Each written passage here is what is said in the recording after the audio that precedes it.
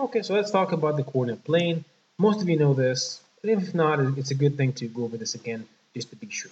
So this is the coordinate plane. It's composed of two axes. This is called the x-axis, and this is called the y-axis.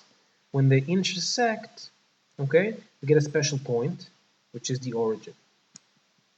Now, any point on this plane has two values, a value for the x and a value for the y. X always comes first. Okay, so for example, the origin is 0 on the x and 0 on the y. Going right from this point means increasing your x, and going left is decreasing your x. Going up is increasing the y. Going down is decreasing the y. Okay, and as you can see, we got 4 quadrants. This is called the first quadrant, second, third, and fourth. Okay, and there's stuff we know about these quadrants. For example, we can say that any point in this quadrant, the first one, is positive on the x and positive on the y.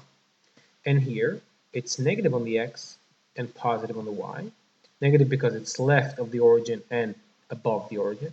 In here, it's negative on the x and negative on the y, and positive on the x and negative on the y. Just as examples, okay? And you can also say that all of these points, the blue points, what do we know about them? Because I didn't go up or down from the origin, I know that the blue points have a y value of 0. I don't know their x value, but their y value is 0. And these points on the y-axis, okay?